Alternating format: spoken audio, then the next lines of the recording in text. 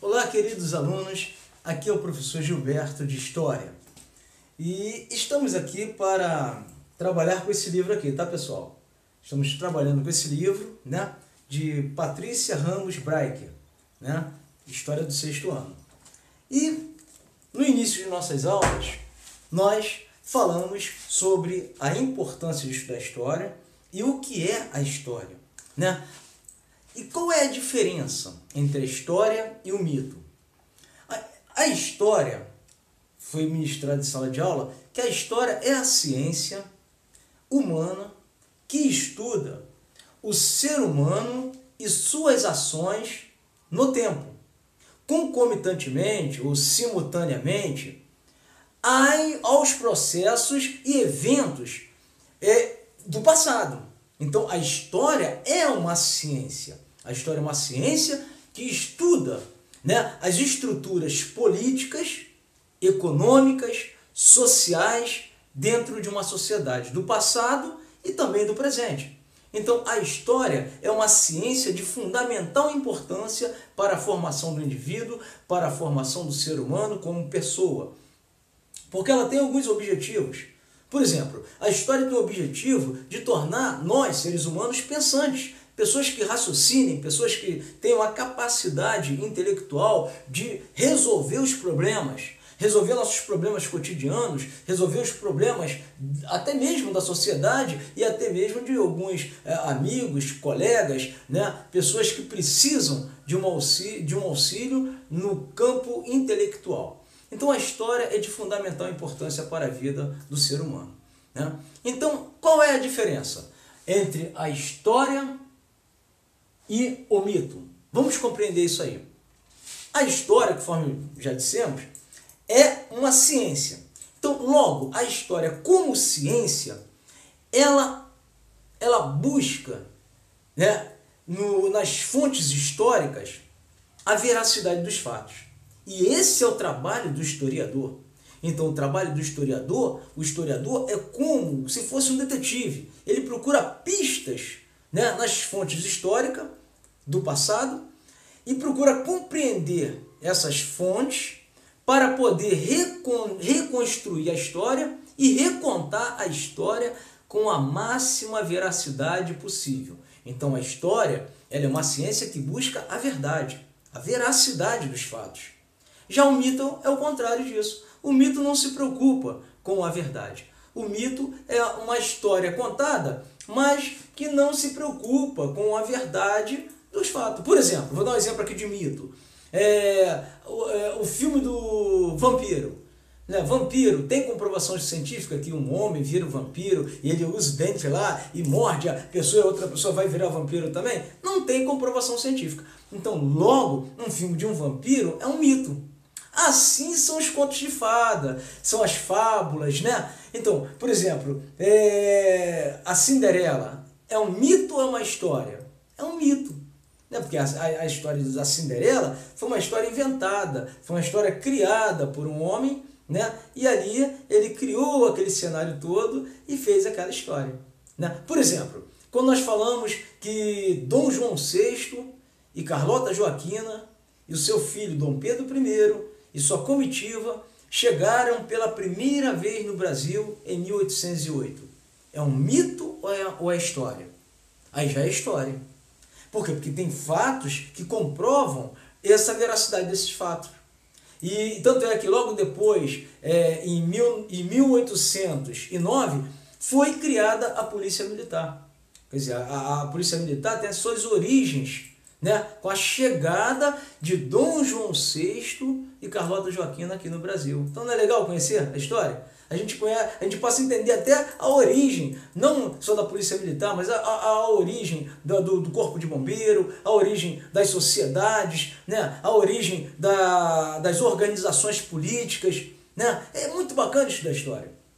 Eu estimulo você, meu querido aluno, a estudar, a se dedicar, não somente na minha matéria, mas também nas outras disciplinas, porque essas disciplinas vão contribuir para a sua formação, né? Tanto a nossa língua, o português, a matemática, a física, a química, biologia, né? Todas as matérias têm um objetivo.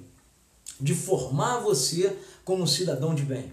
Um cidadão que está inserido dentro de uma sociedade e que depois, com o passar do tempo, você faz o ensino fundamental, primeiro ciclo, primeiro ao quinto ano, depois passa para o segundo ciclo do ensino fundamental, que é do sexto ano até o nono ano. Aí você termina o ensino fundamental. Aí o que acontece com você? Você vai para o ensino médio. O ensino médio pode durar de 3 a 4 anos. Né? Quando se trata de um curso técnico, normalmente são 4 anos. Então você termina o ensino médio, aí você começa a ter um espaço grande na sociedade. Você pode fazer prova para o Corpo de Bombeiro, você pode fazer prova para a Marinha, Exército, Aeronáutica, você tem condições de fazer um concurso público em nível médio, né? Até para o INSS, entendeu? Então, quer dizer, é uma gama, né, de aberturas que tem, de oportunidades que você vai ter, né? Você dando valor ao estudo. E muitas das vezes o aluno vem para a escola e não dá importância ao estudo. E a história mostra isso, que no passado poucos tinham acesso à educação. E hoje você, meu querido aluno, minha querida aluna, dê valor à educação, dê valor ao estudo, porque isso é de fundamental importância para a sua vida. Não é isso? Então vamos lá. Vamos entender o trabalho do historiador. Conforme eu acabei de falar, o historiador ele é como um detetive.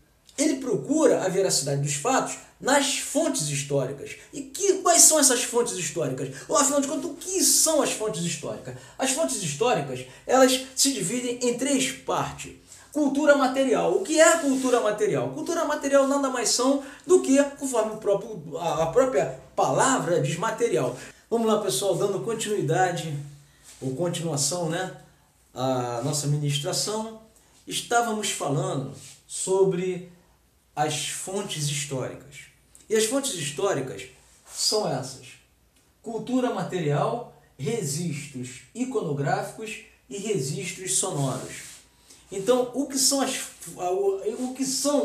que é a cultura material? A cultura material, pessoal, nada mais é do que móveis, objetos domésticos, né, utensílios, né, nada mais são, e muitas coisas nesse sentido podem ser consideradas como cultura material, né?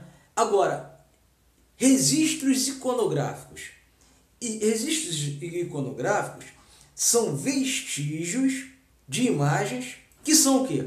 Fotografias, desenhos e pinturas. Por exemplo, vou dar um exemplo aqui.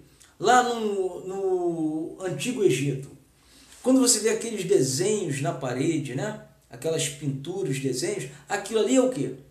É uma cultura material? É um registro sonoro? Não. É um registro iconográfico. Você está entendendo, meu querido aluno?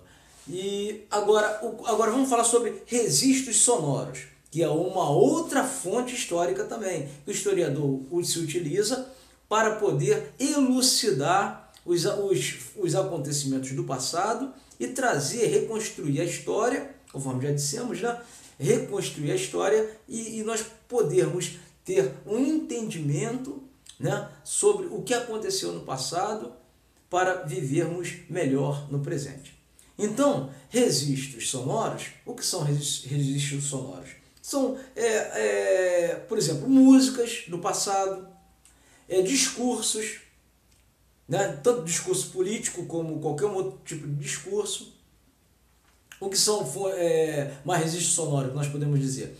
Por exemplo, um programa radiofônico, né, é um registro sonoro, televisivo do passado, né, e coisas desse tipo, né, são registros sonoros. Então nós temos aí 3 fontes, né, que o historiador se utiliza para poder fazer a sua pesquisa, seu trabalho de pesquisa, e encontrar então a verdade, a veracidade dos fatos para poder reconstruir então a história. Então vocês vejam que o trabalho do historiador não é um trabalho tão simples, mas é um trabalho que requer estudo, requer conhecimentos, né, para que esse trabalho possa ser realizado com sucesso. Tá bom, meu querido, minha querida aluna, meu aluno? E agora vamos falar sobre a origem da vida. Já falamos isso em sala de aula e vamos tornar a falar. Então, o que acontece no decorrer da história? Todo ser humano que chega na Terra, ele quer saber de onde eu vim, o que eu estou fazendo aqui e para onde eu irei. São as perguntas que os homens, a ciência, tentam explicar. Então, até o século XIX, a melhor explicação para isso, para a origem da vida, foi o criacionismo. O criacionismo. E nós temos a principal fonte de pesquisa para entendermos o criacionismo é a Bíblia. São aqueles 73 livros da Bíblia Católica e os 66 livros da chamada Bíblia Evangélica, né? Ou das ramificações evangélicas, que são diversas, né? São vários ramos da área evangélica, né? Então, a principal fonte de estudo dos povos hebreus, são os povos judeus, lá da antiguidade, do passado, é a Bíblia.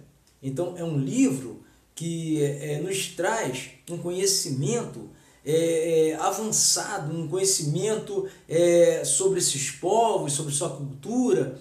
Então, é muito importante a leitura e o exame da Bíblia, para que você possa entender isso aí, né? A origem do criacionismo, então, vem da Bíblia, né? Aí, a partir do século XIX, Charles Darwin, que era um cientista, naturalista, né? Ele nunca disse como veio do macaco não, tá, pessoal? Vou logo falando isso. Ele diz que toda espécie, toda origem da vida veio de um ancestral comum, né? Então, Charles Darwin desenvolveu, né, essa teoria, chamada a teoria do evolucionismo, tentando também explicar a origem da vida, a origem de como iniciou todas as coisas. Temos também outra teoria, que é a chamada teoria do Big Bang, né? A teoria do Big Bang, ela já vem da física quântica. A física também, ela tenta explicar que através de uma grande explosão surgiu o universo, surgiram os planetas, através de uma grande explosão surgiu, né, a vida na Terra. Mas a física, normalmente a física tradicional, ela puxa muito para o lado do ateísmo. Ou seja, eles não creem assim, eles pensam que é uma consciência. Acima de tudo isso, da origem da vida, existe uma consciência. Mas que consciência é essa?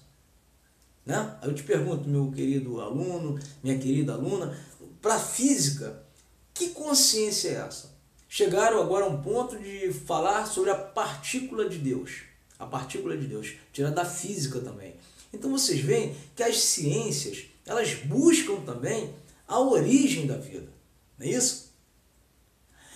Então, meu querido e minha querida, como é importante estudar a história. Meu querido aluno, minha querida aluna, tá? Eu desejo para vocês bons estudos, estudem, tá bom? Que nós, o que eu puder fazer em sala de aula para te ajudar, você tire suas dúvidas, né? Leiam as matérias, não só a minha matéria, como já falei, mas a matéria de outros professores.